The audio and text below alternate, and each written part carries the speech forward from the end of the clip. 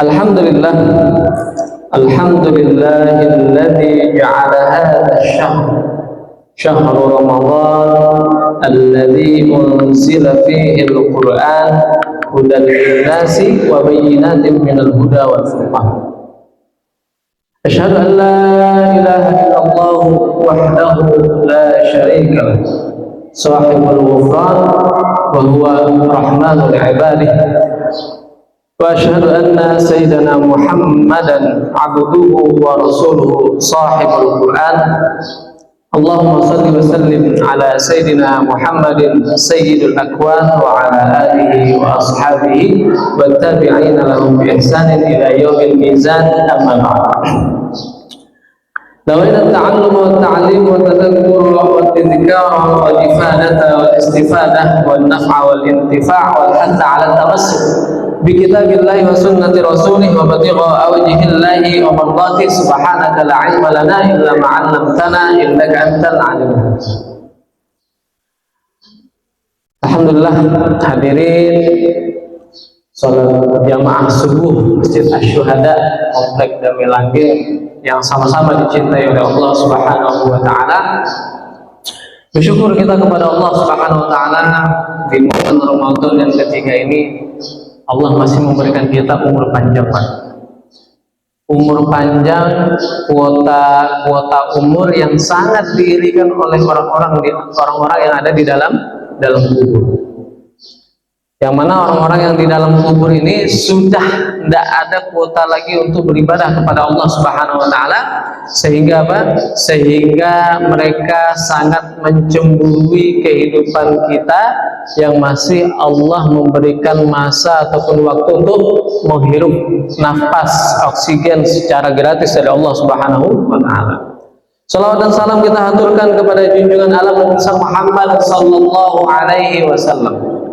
Allahumma salli ala sayyidina Muhammad wa ala ali sayyidina Muhammad. Karena bersolawat ini adalah lambang kedamaian, lambang cinta, lambang kasih sayang, lambang kedekatan dengan Nabi Muhammad sallallahu alaihi wasallam. Dan juga solawat ini adalah obat bagi orang yang misalnya dia suka ada hipertensi, ataupun dia ada darah tinggi dan lain sebagainya, suka marah aja, maka apa? Insya Allah dengan memperbanyak baca sholawat, nah dia akan mendinginkan keadaan, akan menenangkan pikiran. Kenapa? Karena kita telah menyampaikan sholawat dan salam kepada sesosok Sayyidul Akwan, sesosok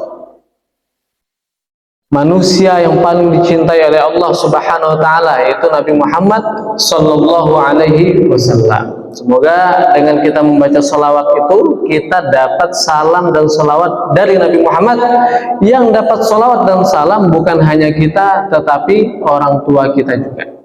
Berarti kata para ulama, salah satu cara supaya kita berbakti kepada orang tua, maka perbanyak sholawat kepada Nabi Muhammad. Supaya apa? Supaya Nabi Muhammad juga menyebutkan nama orang tua kita. Jadi orang Arab itu kalau manggil nama itu pasti plus binnya siapa? Contoh Abdurrahman Anir. Nah, maka apa? Orang Arab tuh suka manggil kita kadang Anir, padahal itu nama ayah kita, binnya dibuang. Nah, biasanya kalau mendoakan itu mereka pasti menyebutkan binnya siapa, tanpa menyebutkan nama bin. Ya Allah mudahkan Abdurrahman Anir, ya Allah mudahkan Abdullah Husain, ya Allah mudahkan Abdullah Awad.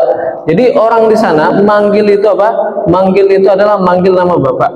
Sebuah kemuliaan, sebuah Masya Allah, ini ayah saya, ini ayah saya. Ya, jadi ketika kita membaca salawat kepada Nabi, maka apa? Nabi akan membalas salawat itu balik ke kita dengan menyebutkan nama orang tua kita. Maka itu tanda bukti kita apa?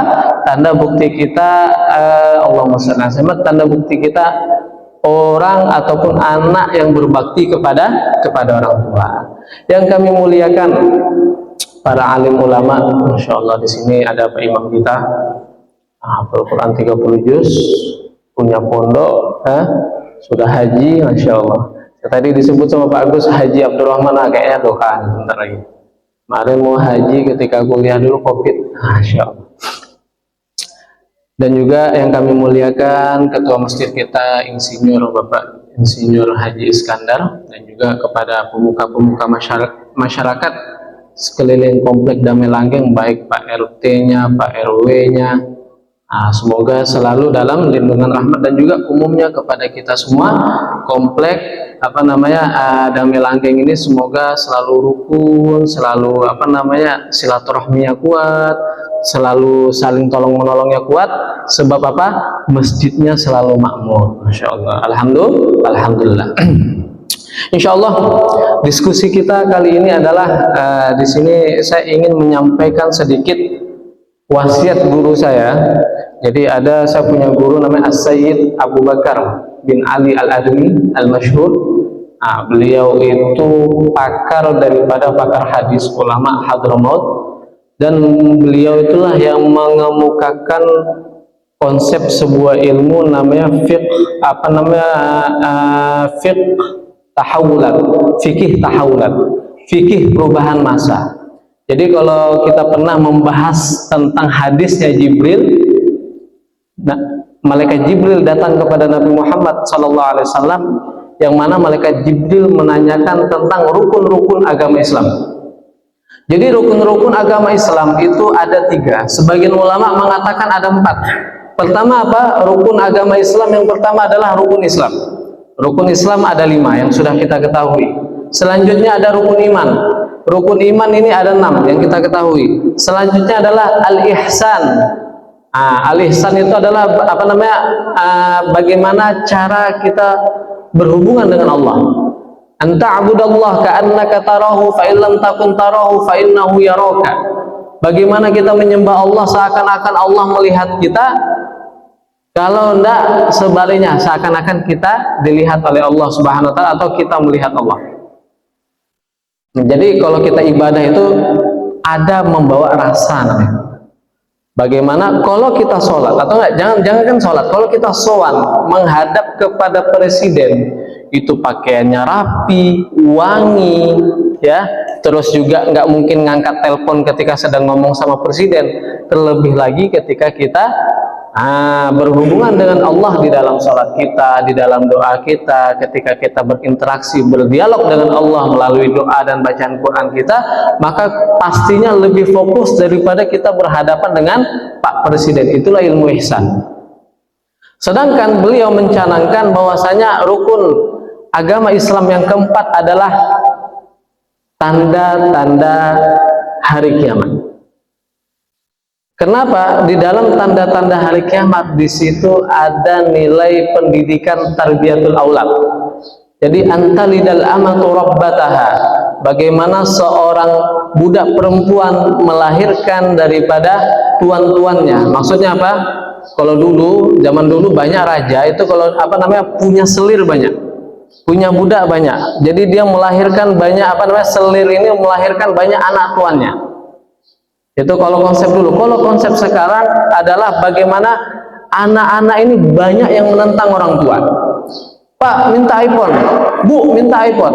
Kalau enggak, berapa banyak kita dengar anak durhaka, anak memukul orang tuanya gara-gara keinginan anak nggak disetujui atau nggak terpenuhi oleh orang tuanya.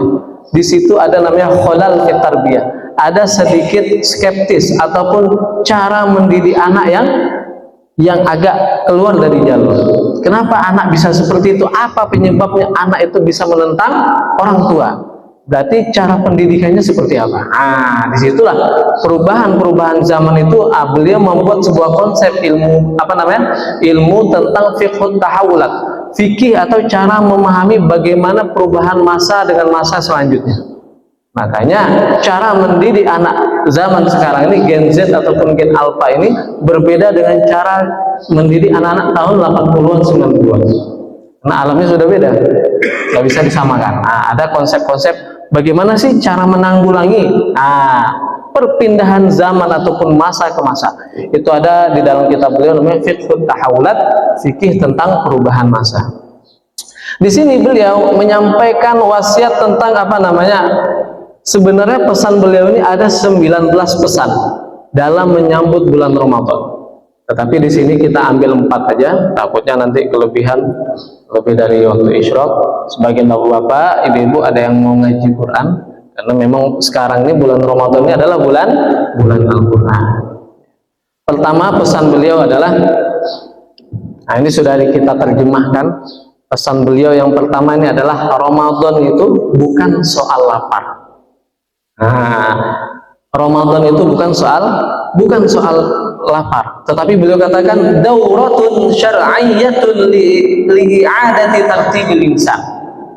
Ramadan itu adalah kursus syar'i yang menata ulang bagaimana manusia, baik itu dari pikirannya ataupun dari ruhnya ataupun daripada nafsunya.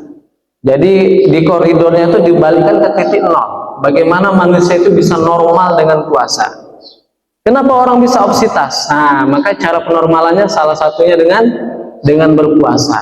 Kenapa orang ini nafsunya tinggi? Ah, salah satu bagaimana dia bisa menundukkan hawa nafsunya dengan berpuasa. Kenapa pikirannya tidak jernih? Nah, mungkin karena dia makannya yang aneh-aneh.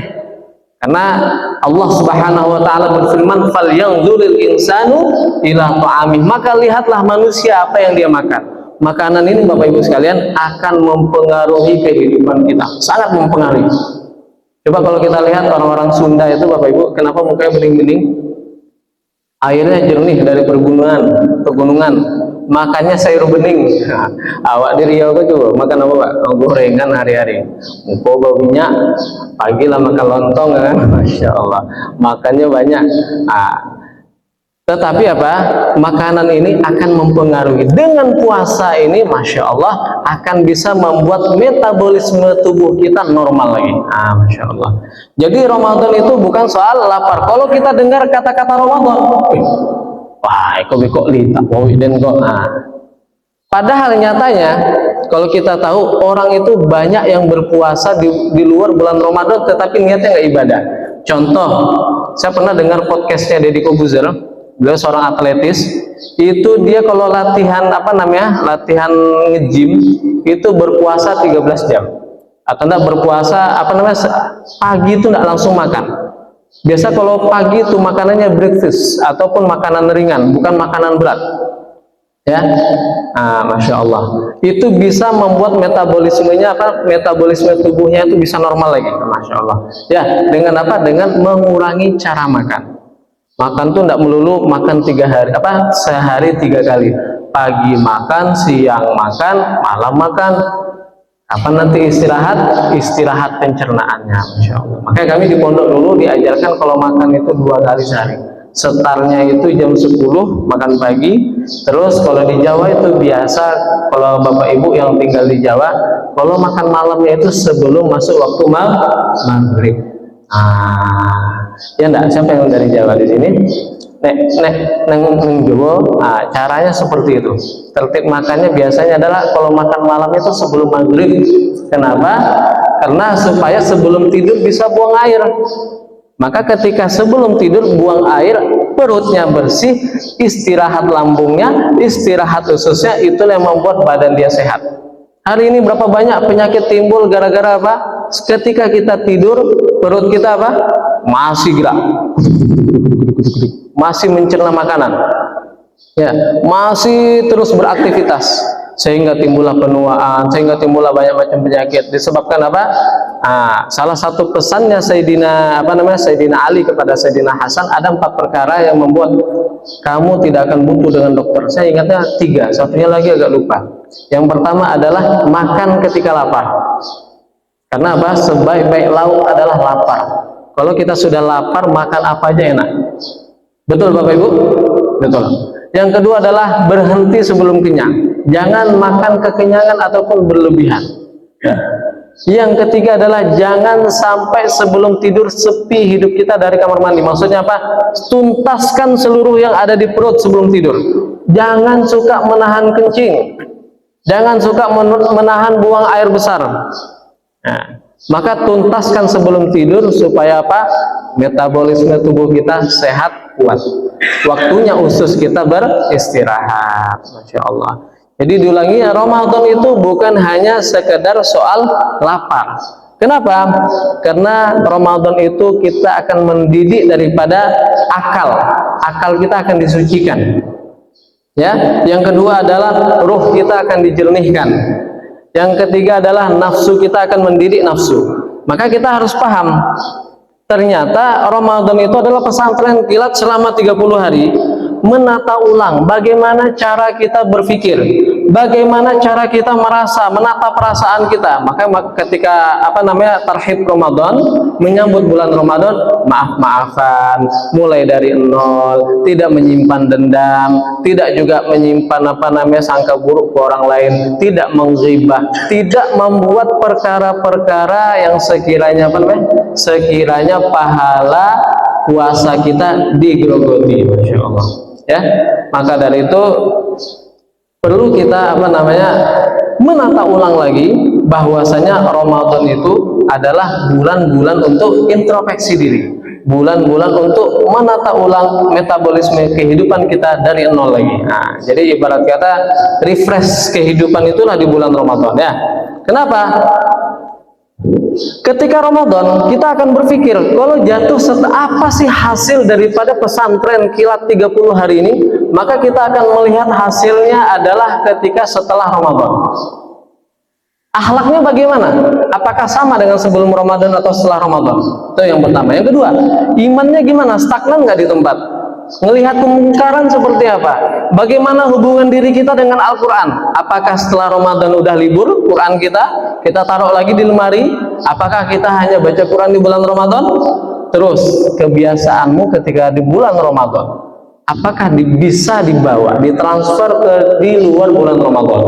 Nah, maka kalau kita melihat ujian, jadi ketika kita kuliah dulu, ada orang belajar, anak belajar ketika kuliah, belajar pas mau ujian. Nah, maka ketika pas mau ujian baru dia buka kitab, baru dia buka buku mata pelajarannya, HP-nya ditaruh di koper dikunci, laptopnya ditaruh di koper dikunci, hari-hari baca kitab, sholat duhanya tidak pernah tinggal, sholat tahajudnya tidak pernah tinggal, sholat jamaahnya di masjid. Ketika kapan? 2 minggu ujian semester akhir. Soalnya di tempat kuliah kita ini, kalau seandainya tidak lulus ujian, ikut remedial, tidak lulus remedial, ngulang setahun, walaupun dia kena satu pelajaran, kena denda $150. Dulu zaman kita $125, ngulang tuh 1 tahun, walaupun cuma kena satu pelajaran. Bayangkan kalau dia kena 5 pelajaran, 150 atau enggak 125 dikali 5, $700 ya, berapa juta tuh? 10 sampai 12 juta. Padahal dia kuliah sudah dapat beasiswa, gara-gara dia banyak main, gara-gara dia nggak belajar, akhirnya kena DA. Nah, kalau sudah setahun ulang ujian lagi, kok kena lagi, baru di DU. Masya Allah. Makanya di sana kalau di tempat kuliah kita ini, kalau anak-anak malas jadi rajin, insya Allah. Kenapa? Karena memang didikannya keras di sana. Ya. Dan kalau dia cuma belajar untuk ujian, setelah ujian itu hafalannya langsung hilang. Ingatnya ketika kapan? Ketika ngisi soal ujian, karena dia belajar hanya karena ujian. Begitu juga Ramadan kita. Jangan sampai Ramadan kita amalkan gara-gara suasana. Kalau bisa, amalan yang ada di bulan Ramadan kita praktekkan di luar bulan Ramadan. Maka Ramadan itu bukan identik dengan lapar. Itu yang pertama. Yang kedua, ihfad min qalbik laisa min matbah. Mulailah kita dari menata hati, bukan mulai dari menata dapur. Hari ini Masya Allah, datang bulan Ramadan, ya, ini bukunya apa kok harus Roma, sahurnya apa kok harus Roma. Malah pengeluaran di bulan Ramadan 2 kali sampai 3 kali lipat di luar bulan Ramadan. Padahal esensi daripada bulan Ramadan adalah bagaimana kita bisa merasakan lapar, bisa menghemat, bisa mengirit perekonomian. Masya Allah. Ya, maka di sini kata beliau, kita memasuki Ramadan itu bukan memerangi rasa lapar, tetapi kita memasuki Ramadan adalah memerangi hawa nafsu, ya, atau menundukkan hawa nafsu, mengalahkan hawa nafsu, bukan memerangi daripada lapar. bakso, lalita, kowi, ya kan? Pas buko seluruh menu ada, dari menu Arab ada, boleh di apa nah opera, atau nak boleh di Arabes.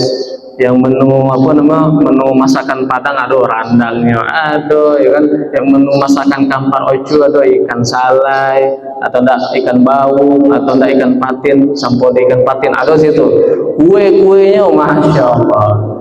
Kalau kita dulu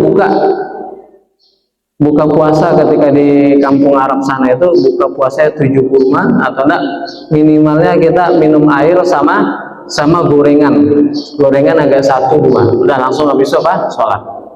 Ya itu apa namanya untuk menyimpel apa waktu supaya kita bisa bertemu sholat jamaah dengan apa namanya sholat jamaah dengan imam, sholat jamaah maghrib bersama imam ya. Nah yang kurang tepat tuh ada apa? Yang kurang tepat di bulan Ramadan kata beliau, pertama memenuhi dapur yang berlebihan. Maka untuk menu-menu di dapur secukupnya, seadanya, seperlunya saja ya. Yang kedua, menghitung mundur kapan selesai puasa. Nah, ini biasanya suka terjadi ketika kita nunggu azan maghrib. Bilo lah azan bapu mini lego lamono mah masya Allah. Akhirnya apa? Habis waktu kita untuk menunggu buka puasa. Tetapi kita nggak diisi dengan doa, nggak diisi dengan bacaan Quran. Nah ya itu hati-hati. Yang ketiga, mencari-cari alasan bagaimana dia tidak puasa. Apa cara ada puasa ya? Iya, bagus jalan-jalan ke Padang. Kalau sudah jalan-jalan berarti dia apa? Masuk safar kan? Kalau sudah safar lebih daripada 80 kilo, boleh dia berbuka. Dicari-cari alasan supaya dia apa? Bisa buka puasa. Yang terakhir, yang kurang tepat, suka apa? Menyiapkan serial TV. Wah ini ada serial Korea nih, 27 episode, 3 hari selesai. Wah, ngeri. Apalagi dulu zaman-zaman Piala Dunia. La ilaha illallah Muhammad Rasulullah. Bagaimana banyak anak muda lebih banyak waktunya nongkrong untuk melihat Piala Dunia ketimbang dia baca Quran. Padahal bulan Ramadan ini adalah bulan yang sangat istimewa. Allah sedang obral dan diskon pahala, masya Allah ya. Itu kita memulai Ramadan bukan dari dapur, tetapi memulai Ramadan adalah dari hati kita. Yang benar gimana? Solusinya apa? Pertama, taubat, bersihkan dosa, masya Allah, dosa mata kita, dosa telinga kita, dosa waktu kita, waktunya masuk kerja, tetapi gara-gara puasa lemes akhirnya tertunda jamnya wajib masuk kerja, dia berleha-leha. Jangan sampai seperti itu. Niatnya tulus karena Allah, tetapkan tujuan, saya ini puasa karena Allah, bukan malu dilihat orang kalau saya batal. Enggak, puasa saya untuk Allah Subhanahu wa taala, memaafkan orang lain. Kenapa? Di dalam Ramadan ini kita diminta untuk supaya apa? Menjaga amarah kita. Ada orang yang memancing emosi kita, maka caranya apa? Inni shaim, aku ini sedang berpuasa, jangan buat masalah sama aku. Aku ini sedang berpuasa. Jangan sampai pahala puasanya tergerogoti gara-gara marah-marah. Sambungkan silaturahmi, masya Allah ya. Dulu zaman saya tahun 2000-an, tahun 90-an, 98, 99, 2000 itu masih biasa. Bukan hanya di bulan Ramadan, di luar Ramadan. Ada kita masak rendangnya kita antar ke tetangga. Nanti tetangga balikan piringnya, apa yang dibalikan? Semangka, buah-buahan ataupun masakan yang lainnya. Kita berharap semoga tradisi ini masih berlaku untuk kita sekarang. Amin ya robbal alamin. Itu adalah salah satu cara menyambung silaturahmi di bulan Ramadan. Yang pertama, Ramadan itu bukan soal lapar. Yang kedua, menata hati bukan menata dapur. Pesan beliau yang ketiga adalah puasa memperbaiki 3 hal dalam diri kita. Puasa itu memperbaiki 3 hal dalam diri kita. Yang pertama apa? Tazkiyatul akal, menyucikan akal. Kenapa? Karena puasa itu bisa melatih akal kita. Orang kalau saat lapar, masya Allah, pikirannya lebih jernih. Cuman lapar yang seperti apa? Lapar yang dia ini niatnya karena Allah, yaitu puasa. Pikirannya nggak terganggu sana sini. Orang kalau sudah lapar bisa dia fokus tujuan, masya Allah. Ya, terus juga ketika dia akalnya sudah jernih, maka apa? Ketika dia ingin berbuat itu bukan dengan dorongan nafsu, tetapi betul-betul dengan dorongan akal jernih, ya. Kenapa? Karena akal yang jernih bisa mencegah pemiliknya dari keburukan. Maka ketika momen bulan Ramadan itu menjaga akal, disucikan akal kita, pikiran-pikiran negatif kita buang. Kenapa? Kata Allah, ana inda dhanna 'abdi bi. Aku ini tergantung sangkaan hambaku kepadamu. Kalau kita menyangka diri kita sehat, insya Allah kita sehat. Kalau kita menyangka kita selalu kuat, insya Allah kita diberikan kekuatan oleh Allah. Kalau kita menyangka diri kita kaya, insya Allah kita dikayakan oleh Allah. Karena status kaya itu ada di mental, bukan di harta. Berapa banyak orang kaya harta tetapi mentalnya miskin. Nah, berapa banyak orang harta seadanya tetapi mentalnya suka memberi, mentalnya kaya, Pak. Masya Allah, ya. Yang kedua adalah tasfiyatul ruh, menjernihkan daripada ruhani. Ruh kita ini punya rumah namanya jasad. Ruh kita punya rumah namanya jasad. Ini jasad ini kalau kita kasih makan, terus makan, bentar makan, rumah ini makin tebal ya, ruh ini makin menyempit, terkurung. Nah, ya gara-gara apa? Terlalu banyak makan. Maka ketika kita berpuasa justru apa? Menipiskan kepadatan jasad. Dengan sebab puasa ini bisa menipiskan kepadatan jasad, sehingga apa? Roh itu bisa terbang dekat kepada Allah. Maksudnya terbang di sini bisa berhubungan dengan Allah secara leluasa. Orang kalau sudah lapar itu, masya Allah, mau ibadah tuh enak, ya, sudah lapar. Tetapi kalau sudah kekenyangan, orang kalau makan sudah kekenyangan, oh bawaannya ngantuk, bawaannya pingin kelonan, bawaannya macam-macam. Kalau orang sudah kekenyangan, tetapi ketika dia berpuasa, insya Allah bawaan dia apa? Masya Allah, bawaannya pingin ibadah, isi Al-Quran, isi kajian, silaturahmi, belajar ilmu, hadir majelis ilmu. Itu kalau kita tujuannya lapar, itu adalah puasa. Yang terakhir adalah ta'dibun nafas.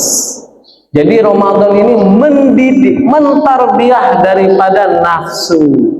Nafsu itu tidak bisa dihilangkan, nafsu itu tidak bisa ditumbangkan, tetapi nafsu itu bisa dididik, diarahkan, ya. Maka kata para ulama, setan itu lemah, Pak. Setan itu lemah. Namun setan itu punya kendaraan untuk menggoda manusia, itu apa? Nafsu. Memang betul, syaitan di bulan Ramadan itu dikerangkeng. Tetapi setan-setan menyuntikkan bisikan mautnya itu melalui hawa nafsu. Kenapa kok ada orang di bulan Ramadan masih suka bermaksiat? Karena di bulan Karena setan telah menyuntikkan keburukan-keburukan di dalam nafsunya, ya, Masya Allah. Maka dari itu, apa kata Al-Imam Busiri? Wan nafsu katifli in tuhmilhu syabba ala hubbil wada'i. Nafsu itu nafsu itu diibaratkan seperti anak bayi. Anak bayi ini kalau sudah mimik, dia kalau sudah nyusu, itu nyusu aja. Maka cara menghentinya gimana? Cara menghentikannya dipisahkan atau disapih, maka dia akan berhenti. Begitulah nafsu. Nafsu ini ingin aja, keinginan manusia tuh nggak ada habisnya. Habisnya ketika kapan? Ketika mulutnya sudah disumpel dengan tanah, dikubur. Barulah keinginannya apa? Keinginannya sudah habis. Maka dari itu, puasa itu memperbaiki 3 hal dalam diri kita. Yang pertama adalah menyucikan akal, yang kedua adalah menyucikan ruh, yang ketiga adalah mendidik daripada nafsu. Jadi kalau puasa itu dikelilingi 3 ini. Akalnya dijaga, nafsunya dijaga, dan rohaninya juga dijaga. Dan yang keempat, yang terakhir, Ramadan, ya, bukan masalah ngebut ketika amal ibadah di awalnya. Jadi jangan langsung ngebut di hari pertama. Datang Ramadan kok, semalam awak sembahyang subuh Ramadan di siko, masya Allah, soft sholatnya sampai belakang loh, sampai ada yang bolu-bolu macam sholat Jumat. Betul nggak, Pak? Takutnya nanti ketika akhir Ramadan softnya makin maju. Orang lah balik kampung, orang lah mikirkan kue lebaran, lah masak kelamai. Akhirnya apa? Ibadah Ramadannya habis di luar kapasitas. Masya Allah. Maka ibadah itu jangan langsung ngebut. Kalau bahasanya Mas Adi, kocongit jos, ya Mas ya. Jangan terlalu kalau ngegas sekali nabrak jatuhnya sakit, mati kalau bisa. Naik pesawat kalau jatuh bisa meninggal, tapi kalau naik motor pelan ataupun naik sepeda jatuh paling masuk selokan. Betul nggak Pak? Maka dari itu apa? Ibadah di bulan Ramadan itu apa? Semampunya tetapi istiqomah. Semampunya, sebisanya tetapi istiqomah. Mampunya 1 juz 1 juz. 1 sampai 3 hari 1 juz. Kayaknya kurang nih 1 juz. Udah 3 hari masuk ke 4 2 juz. Masuk ke 5 masuk ke hari ke-9, oh udah 3 juz 1 hari. Masuk ke 10, Masya Allah, setiap habis sholat 1 juz. Sehari 5 juz, akhirnya 6 hari 30 juz. Gitu. Relax. Sekolah itu dari kelas 1. Jarang anak akselerasi bayar kelas 1 langsung kelas 6, jarang ya. Kelas 1 biasa langsung kelas 3. Tapi apa? Naik tangga dulu. 1, 2, 3, 4. Jangan ngebut-ngebut. Hari pertama sholat duhanya 12 rakaat. Allahu Akbar. Tarawihnya 20, 3 rakaat. Baru hari ke-5 pindahlah cari Mas Haji yang 10 rakaat. Masya Allah. Jangan sampai seperti itu. Istiqomah 20 dari awal terus sampai selesai Ramadan 20. Itu namanya apa kata Rasulullah? Halakal mutanatti'un. Celakalah bagi orang yang suka berlebih-lebihan di dalam sesuatu. Berlebih-lebihan dalam maksiat, berlebih-lebihan dalam beribadah. Itu membahayakan. Sekali bensinnya sudah habis, sekali jatuh. Bahaya. Maka ritmenya seperti apa? Ritmenya Allah suka amalan itu yang istiqomah semampunya. Karena istiqomah itu lebih baik daripada 1000 keramat, 1000 karomah. Kalau ada orang bisa sholat di atas angin, apa bedanya dia dengan burung? Kalau ada orang bisa sholat di atas air, apa bedanya dengan ikan? Tetapi yang paling dahsyat adalah orang yang bisa istiqomah sampai mati walaupun 1 juz. Tiap hari baca 1 juz sampai mati. Sampai 30 hari Ramadan dia istiqomah 1 juz, itu lebih baik daripada dia 3 hari pertama hatam 30 juz, Pak. Tetapi setelah itu tidak mau baca Quran sampai 30 hari. Itu sama kok tidak deh. Maka dari itu hadirin yang dimuliakan oleh Allah Subhanahu wa taala, pesan keempat beliau, jangan langsung ngebut di hari pertama. Jangan langsung gaspol. Tetapi lihat keadaan waktu kita, tata waktu kita, introspeksi diri kita, muhasabah diri kita, atur jam kita. Kenapa? Karena sejatinya harga seorang manusia itu terletak bagaimana dia menghargai waktunya. Masya Allah. Sampai di sini pesan beliau yang keempat, ya. Yang pertama tadi kita ulangi, Ramadan itu bukan soal lapar, tetapi Ramadan itu masalah spiritual tambah tinggi. Nabi perang Badar itu di bulan Ramadan. Ikon enggak biasa nge-gym di luar Ramadan, pas bulan Ramadan lalu rumah, ya pas kerja dia bangun rumah di luar Ramadan semangat. Pas Ramadan jobnya langsung lalu isinya. Tidak diambil jobnya, rugi hariannya 150 sampai 200 rugi, hilang. Justru ketika Ramadan tambah semangat. Ya, yang kedua adalah mulai dari hati, bukan dari dapur. Dapur boleh niatkan ibu-ibu kalau masak di dapur, ya, supaya niatnya karena Allah, dan juga salah satu faedah memberikan makan orang puasa itu dia akan mendapatkan pahala puasa tanpa mengurangi pahala orang yang berpuasa tadi. Dia akan ngalir puasanya kepada orang yang menyediakan takjil. Niatnya diperbaiki. Boleh kita masak, tafadhol, undang orang-orang yang tidak mampu ke rumah kita, tetangga kita yang kelaparan, yang ibarat kata, yalah bulanannya nggak nyampe UMR lah, ataupun susah kehidupannya, antar lauk kita ke sebelah. Ya, kenapa? Karena itu adalah solidaritas kita. Selanjutnya yang ketiga, puasa memperbaiki 3 hal dari dalam diri kita, yaitu menjernihkan akal, menjernihkan rohani. Yang ketiga adalah supaya nafsu terdidik. Yang terakhir, jangan langsung ngebut di bulan Ramadan hari pertama. takutnya pas akhir Ramadan masjidnya sepi, tinggal satu baris. Nah, jangan sampai apalagi awak bisa ngisi santapan rohani 29 Ramadan ya bagus. Nah, tengoklah berapa orang makin maju nasabnya, awak tengok. Masya Allah. Kenapa? Sejatinya kehidupan manusia itu pilihan. Kalau bisa kita jadi benih beras, bukan jadi gabah. Kalau gabah dibakar jadi pupuk dia. Nah, kalau benih beras dimakan harganya mahal. Nah, kalau bisa kita jadi benih beras.